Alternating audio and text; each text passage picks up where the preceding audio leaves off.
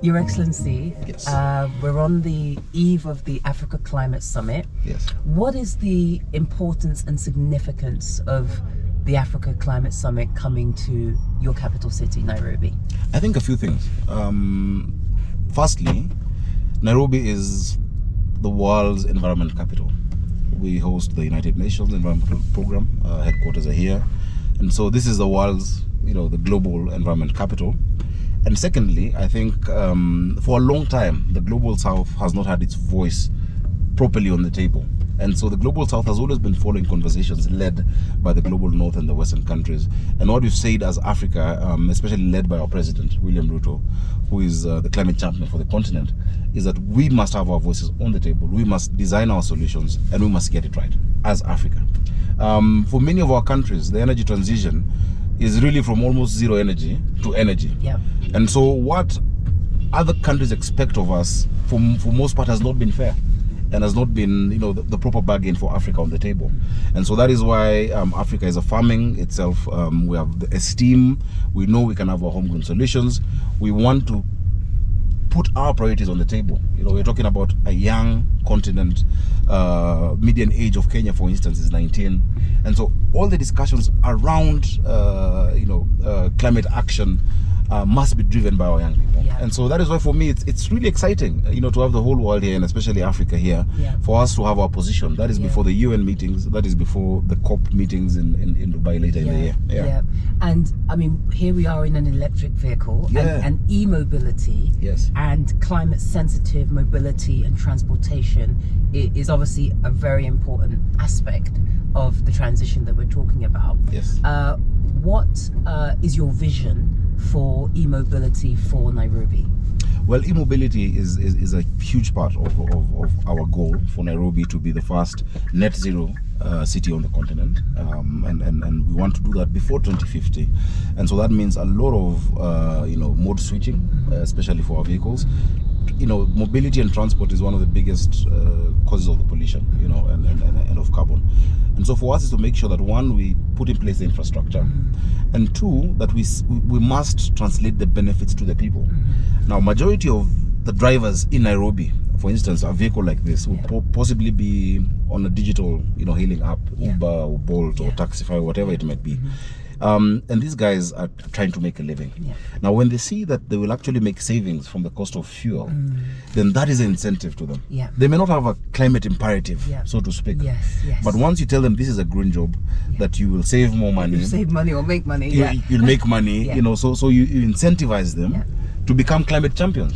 Instead of them thinking that we have all these, high-sounding discussions held in, Sharm el-Sheikh or in Dubai that has nothing to do with them. So changing the narrative, creating new organic champions from those who benefit from e-mobility. Yeah, I mean, that's a really good point, because access is a key thing. Who has the access, and how can we increase access for citizens of Nairobi? Because obviously the cost of e-mobility is also huge. It's huge. But it doesn't have to just be a car. So tell us a bit about what you see as the way an individual in Nairobi can actually transition to a more climate sensitive approach to their transportation. Well, I mean, a number of things. Number one, we're working on our mass transit system to make it more reliable and efficient, of course, with the e-buses. And so you don't all have to drive your own vehicles, into town. In Nairobi County, we're decentralizing our services to boroughs across the city, meaning not everybody has to come to City Hall, where we started the drive from, to get services, because that's the bulk of what you get from this, diesel spewing huge matatus, what we call our public transport here. And so just incentivize them and tell them, look, you can do more carpooling. That doesn't cost you much. It helps you to get to know your neighbors. You save on fuel, and so you're reducing the emissions. You can use public transport. Of course, the imperative then is on me to make sure that I provide that service. We are investing in charging stations all across the city.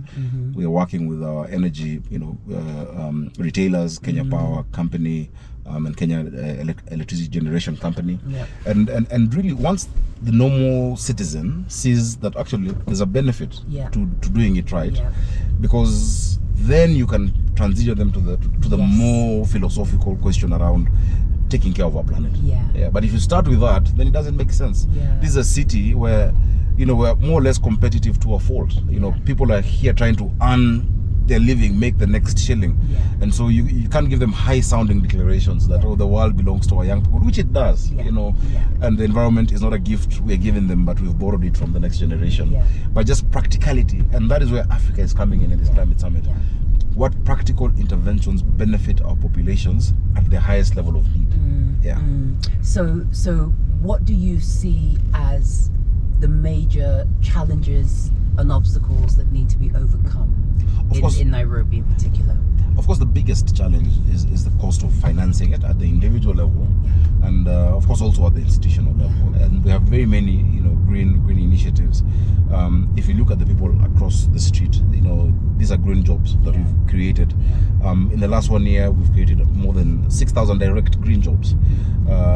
We have a feeding program where 250,000 children are now going to be eating from fully green kitchens across the city, reducing the cost of moving the vehicles, the produce, because we are using locally sourced. And so people are starting to see the benefit. But once we reduce the cost imperative, that look, we have financiers or financial institutions that can help you get this on loan, and your monthly premium makes sense, the rate of interest is lower, and the question is, where does government come in? So for me as a governor of Nairobi, we can work with institutions to de-risk and to reduce the interest, you know, especially for those using these vehicles for commercial uses. For instance, if you're a taxi driver or any other commercial enterprise, and that is something we're willing to get into discussions with a lot of the financiers who are part of this summit, a lot of the players in this space, be it